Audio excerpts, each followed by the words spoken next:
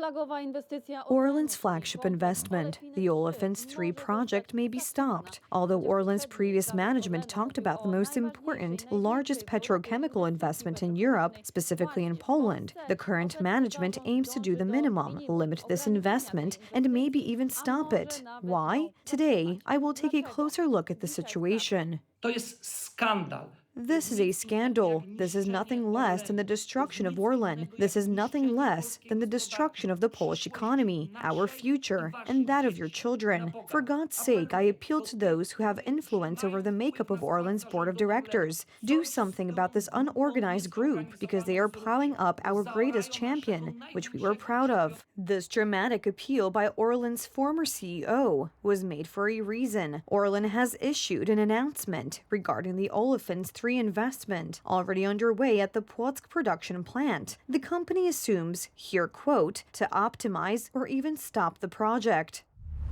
The investment in its current scope, given its ever-increasing costs, the distant completion date, and the lack of promising prospects for the petrochemical sector in Europe, has no business justification and cannot be continued. Why? Orlen explains that a realignment of the scope and costs indicates an increase in capital expenditures and costs to as much as 51 billion zloty and a postponement of the deadline by another 3 years.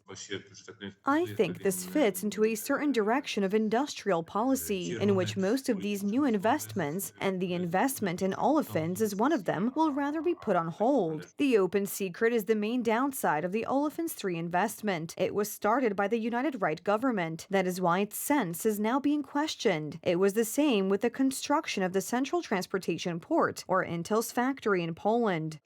I would like to remind you that during the 8 years of our tenure, we were accused that investment expenditures in the Polish economy are still too low. While now hampering these large investments of a developmental nature, it simply means rolling back the economy. And it looks like political revenge is taking the upper hand over common sense and looking after the interests of not only Orlen itself, but the entire Polish economy.